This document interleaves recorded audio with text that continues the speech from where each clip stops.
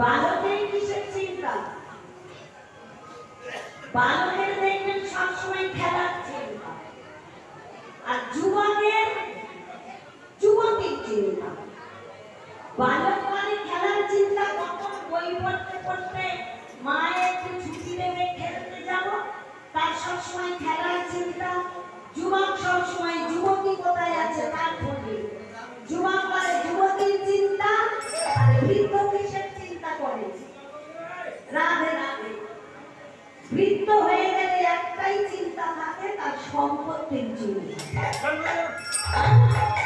অবসর প্রাপ্তের সময় সবসময় আলমারি থেকে ওই গদিগুলো বার করে দেখবে ঠিকঠাক আছে কিনা, কার নামে কি দেয়া যায়।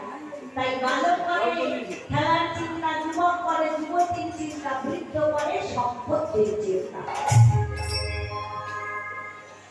তেমনি করে ওই ধন রত্ন যেমন তোমরা আঙুলে রাখো, আলমারিতে রাখো, ঠিক তেমনি করে গৌর চরণেকে যদি হৃদয়ে ধারণ করতে পারো, হা গৌর তোমার হইলাম বলে যদি একবার কাঁদতে পারো, তাহলে তাই গৌর হরি গৌর বলে তোমার জন্য হবে। তাই বললে শ্রী গৌরাঙ্গের দুটি পদ, যার ধন সম্পদ সে জানে ব্যাপকী রস। আর কি বলবে? ও গো শ্রী গৌরাঙ্গে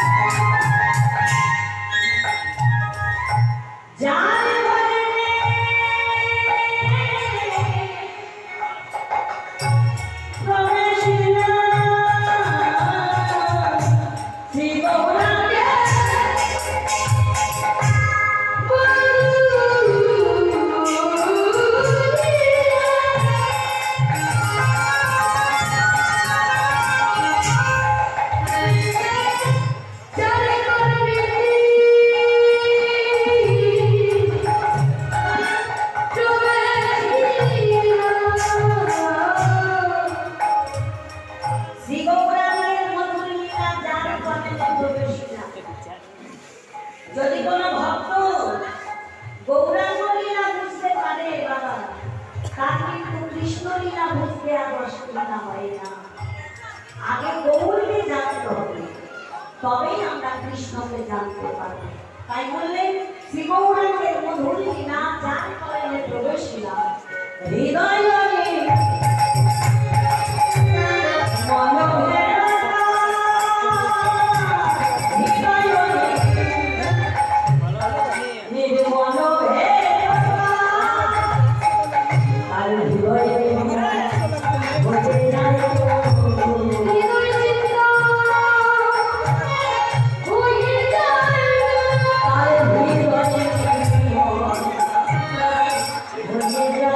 Oh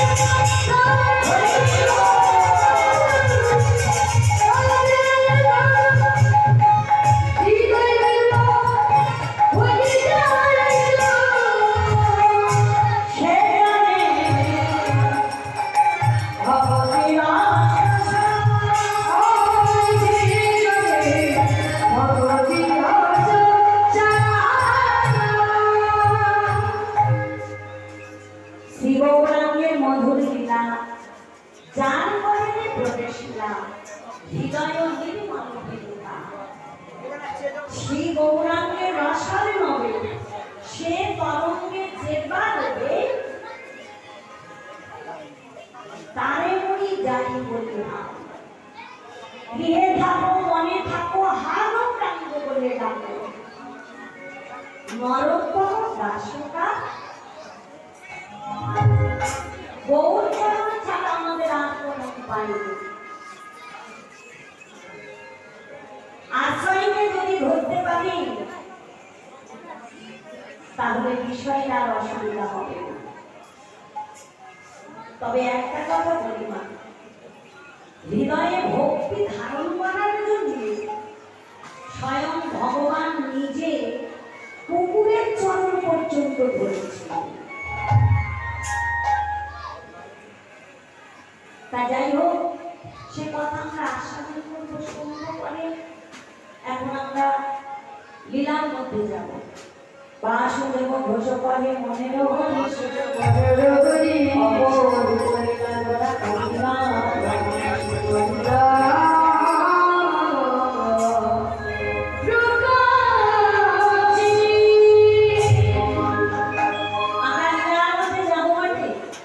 তবে কিছু আমরা যাবো বর্ধমান শ্রীরাম, তারপরে লীলা আস্বাদন করবো। আচ্ছা, আমার মায়েদের বলি গ্রামের নামটা কি?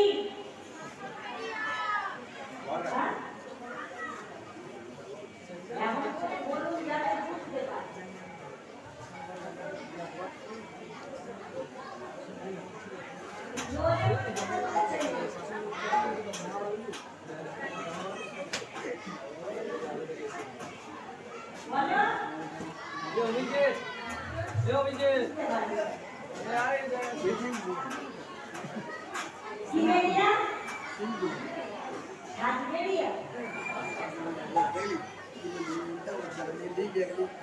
আচ্ছা, পরে আমি শুনবো, কালকে শুনবো। ঠিক আছে, এখন আমরা এই গ্রামে আছি। এই গ্রাম থেকে যদি আমরা নবদ্বীপে যাবো মনে করবো, তাহলে কিন্তু আমাদের 2000 টাকা আর একটু বেশি লাগবে। আমাদের বাড়ি কলকাতা থেকে আপনার 1000 টাকা কম লাগবে। হ্যাঁ, 250 টাকা হলে আমরা নবদ্বীপে চলে যাব। আর আপনাদের এখান থেকে এই ঝাড়খণ্ড থেকে যেতে গেলে মিনিমাম 5000 টাকা হলে সুন্দরভাবে যাতায়াত হবে। কিন্তু এখান থেকে যদি বৃন্দাবনে যাবো মনে ভাবি, তখন আমি 5000 হবে না, ওই 5টাকে 10-12 করতে হবে, তবে আমরা বৃন্দাবনে যেতে পারবো। কিন্তু তাড়াহুড়া করে চলে এসেছি, তাই কি করবো, সকলের কাছে করি নেই, দেহটাকে এখানে রাখবো আর মনটাকে নিয়ে চলে যাবো বর্ধমান শ্রীরাম। তাই তো? আর দেরি নয়, চলে সবাই মিলে একসঙ্গে একসাথে একসঙ্গে বলবো বৃন্দাবনের শ্রী রাধা রানী কি জয়, জয় রাধা রানী কি জয়, কানাইয়া লাল কি ভক্তি ভোলা পাল কি। আজকে হাত সবার মধ্যে কিন্তু বলা একটু ধ্বনিটা জোরে করে, এমন করে ধ্বনি করেন পাশের গ্রামে আওয়াজটা যাবে। তবে তো পাশের গ্রামের লোক জানতে পারবে যে 24 মাস শুরু হয়েছে। রাধে রাধে। ঝগড়ার সময় কিন্তু মায়েদের বলতে হয় না, জোর করে জোর করে, তখন কি সেইভাবে জোর করতে হবে। বলো রাধা রানী কি জয়, কানাইয়া লাল কি মধুর বৃন্দাবন যমুনার ধারে ধারে তোমাদের Jai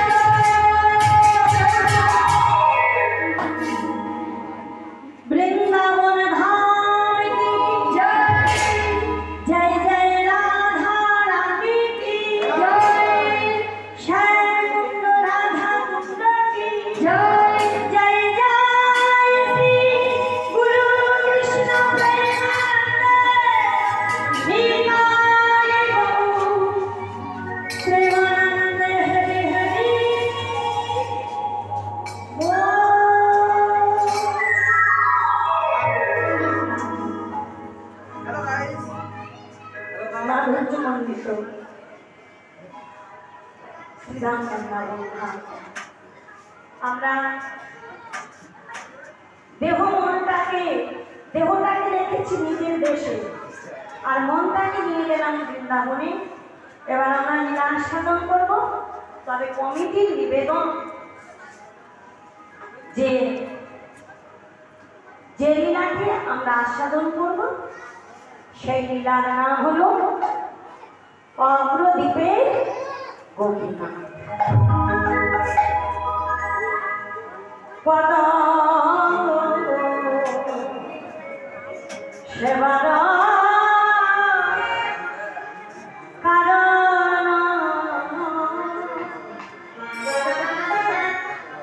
গোবিন্দ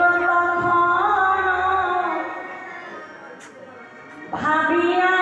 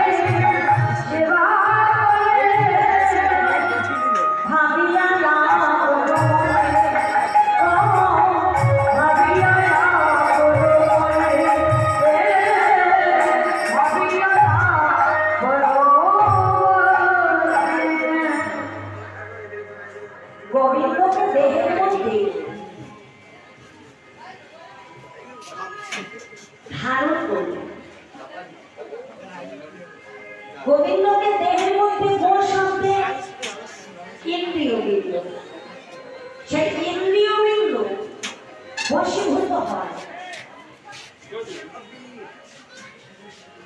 যা কিছু আছে আমাদের দেহের মধ্যে কাম, ক্রোধ, লোভ, মোহ, মদ, মাৎসর্য বশীভূত হয় জানি নাম করলে।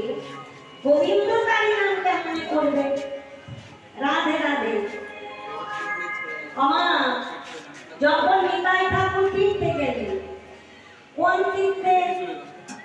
শাস্ত্র বলছে গয়া, কাশী, প্রভাস, দ্বারকা, হস্তিনা, নৈমিষা, রম্ন, অযোধ্যা, দ্রাবিড়, হিমালয়, বদরিকা, এতগুলো তীর্থ ভ্রমণ করেছেন নিতাই ঠাকুর। এই ভ্রমণ করতে করতে মা নিভানবী গোবিন্দ মন্দিরে অতিথি রূপে আশ্রয় গ্রহণ করলেন। মা নিভানবী গোবিন্দ মন্দিরে অতিথি হয়ে থাকতেন আর সন্ধ্যা সকালে কি করতেন? ভাগবত পাঠ করতেন। ভাগবত অর্থে ভয়ে ভাব, ভয়ে জ্ঞান, ভয়ে ব্রহ্ম তৈরি। সেই ভাগবত 7 দিন সেবা করে নিতাই ঠাকুরের রাজ্য চলে। এই নিতাই ঠাকুর যখন চলে যাবে, ভক্তমণ্ডলী ভক্তিমতী মায়েরা আমাদের বাড়িতে যেমন পুজো এলে আমরা পদধৌত করি, তারপরে সেবা দিই, ঠিক তেমন মা নিভাননী ওই 1 সপ্তাহ ধরে নিতাই ঠাকুরের সেবা যত্ন করেছেন, সুন্দর সুন্দর রন্ধন করেছে। এবার নিতাই ঠাকুর যখন চলে যাবে, নিভাননী দিয়ে কি করেছে? নিতাই ঠাকুরের চরণে প্রণাম করেছে। রাধে রাধে প্রণাম করা। নিতাই ঠাকুর বলছে, আরে ওঠো ওঠো ওঠো, আরে ও মা, এত যত্ন করে আমার সেবা দিবি, আমি যাওয়ার বেলা তোকে আশীর্বাদ করে যাই মা, তোর বাড়িতে একটা কৃষ্ণ ভক্ত সন্তান জন্মগ্রহণ করবে। যেই না বলা অমনি মা নিভাননী চিৎকার করে কেঁদে উঠলে, বাবা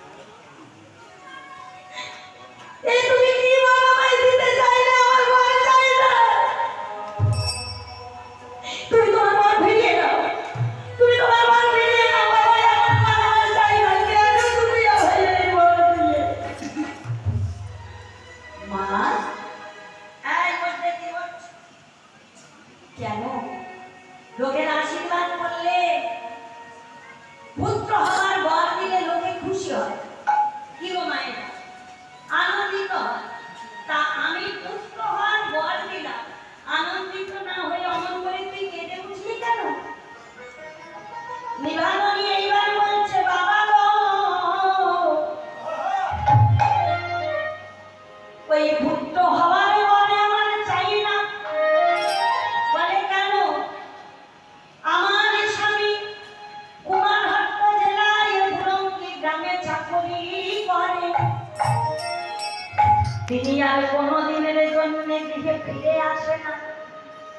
অতএব গর্ভে যদি এখন আমি সন্তান পাই, বাবা তোমার ঘরে যদি আমি এখন গর্ভে সন্তান পাই, লোকে আমায় যে যেখানে আসে সবাই আমার দিকে আঙুল দেখাবে, আমার দিকে আঙুল দেখিয়ে আমায় কলঙ্কি বলে ডাকবে সবাই কলঙ্কি।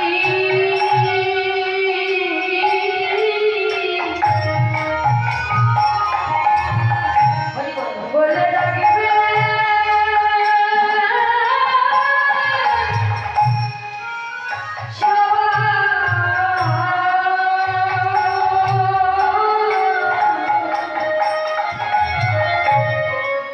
ये भूमि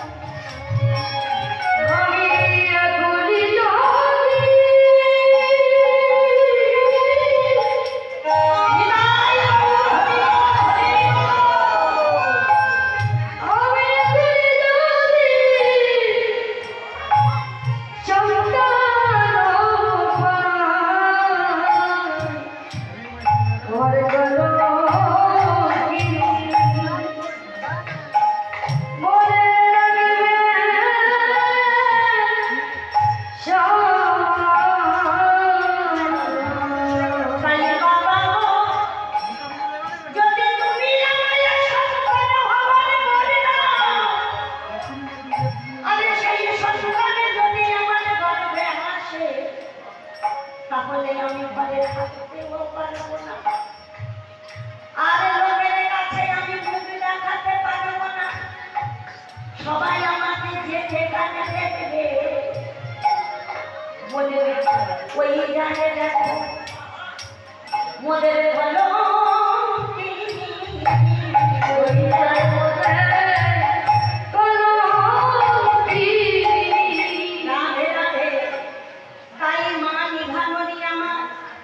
নিতাই ঠাকুরের চরণ ধরে অঝর নয়নে কাঁদতে লাগলেন আর বললেন বাবা পুত্র হওয়ার পরে আমি চাই না, কিন্তু ভক্তমণ্ডলী ভক্তিমতী মায়েরা গুরুজন বলুন আর মুনি ঋষি বলুন যদি একবার বর দিয়ে দেন সে অভিশাপ করুন আর আশীর্বাদ করুন তার নিতাই ঠাকুর বর যখন দিয়েছে বলছে মা এক কাজ কর, লোকে যখন তোমার নামে কলঙ্ক লাগাবে তুই এক কাজ কর গোবিন্দের চরণে তোর সবকিছু অর্পণ করবে। বলতে বলতে নিতাই ঠাকুর কি করলেন চলে গেলেন। আর নিতাই ঠাকুর যেই না চলে গেলে ভক্তমণ্ডলী ভক্তিমতী মায়েরা ভালো করে গভীর ভাবে কথা নয় আস্বাদন করতে হবে, তবে লীলা বোঝা যাবে। এটা যারা লীলা নয়, গৌরাঙ্গ লীলা এবং অনেক বড় লীলা। আমি চাইবো আপনারা 3 ঘন্টার বেশি থাকতেন, আমি চাইবো ছোট করতে, কিন্তু বুঝতে হবে, ঠিক আছে? সেই দিক থেকে দিবানন্দী হলেন গর্ভবতী। সবাই বলে বিবাহ কলঙ্কিনী, মা ঘর থেকে বার হতে পারে না। আমরা যেমন মাতৃগর্ভে 10 মাস 10 দিন ছিলাম, নিভামণি ওই রকম 10 মাস 10 দিন পর একটি পুত্র সন্তান প্রসব করলেন। কিন্তু বড় ছেলে আছে বাবা, বড় ছেলে বাসু আর মেজ ছেলে মাধব। সন্তান যখন হয়েছে বড় ছেলে বাসু আর মেজ ছেলে মাধব মায়ের কাছে গিয়ে বলছে মা মা একটা কথা তোমায় বলবো। বল বাবা কি কথা বলবি বলে আমার কাছে এসেছিস? মা যে কথা সন্তান হয়ে মাকে বলা যায় না, সন্তান হয়ে মাকে প্রশ্ন করা যায় না, সেই কথা তোমার কাছে বলবো। আচ্ছা মা, লোকে যে তোমার নামে এত কলঙ্কিনী ঘটিয়েছে, কলঙ্কিনী কলঙ্কিনী বলে, বলো না মা সত্যই কি তুমি কলঙ্কিনী? মা নিভানন্দী পুত্রের মাথায় হাত রেখে বললে বাবা লোকের কথা বিশ্বাস করিস না, আমি তোদের কাছে আমার মনের কথা সত্য কথা বলিস। কিছুদিন আগে সাধক আমাদের বাড়িতে এসেছিল, তারই বলে আমি এই পুত্র সন্তান পেয়েছি। না জানি সে কোন মহাযোগ, বাক্য তাহার না হয় ভণ্ড। সবার করে বলি গোবিন্দ চরণ ধরে লোকের কথা বিশ্বাস করিস না। বড় ছেলে বাসু, মেজ ছেলে মাধব মায়ের কথা বিশ্বাস করে নিয়ে মায়ের গলাটা জড়িয়ে ধরে বলছি মা ও মা এদিকে এসো, এখানে যখন তোমার নামে সবাই কলঙ্ক রটিয়েছে তখন চলে এসো, আমরা এখানে থাকবো না, চলো মা চলে যাই। প্রেমের ঠাকুর বহু সুন্দর সেই নবদ্বীপে এসেছে, সেই নবদ্বীপে আমরা চলে যাব। কোন নবদ্বীপ? 9টা দ্বীপের নাম একত্রিত করে নবদ্বীপ নাম হয়েছে। উত্তরেতে জম্বুদ্বীপ সীমান্ত, দক্ষিণে পূর্ব দিকে গোদ্বীপ, কোলদ্বীপ পশ্চিমে, ঈশানেতে মধ্যদ্বীপ, মধ্যদ্বীপ রমণী করে, নৈরিতে শঙ্খদ্বীপ শ্বেতবায়ু করে, মায়াময়ে মধ্যস্থিত হইল অন্তর্দ্বীপ, এই লইয়া হইয়াছে মোর সাধের নবদ্বীপ। সেই নবদ্বীপে চলে যাব। কোন নবদ্বীপে জানো মা? যে নবদ্বীপে এসেছে বাঁকে বিহারী, এসেছে ব্রজের মাতা কালো সখা, দেখবি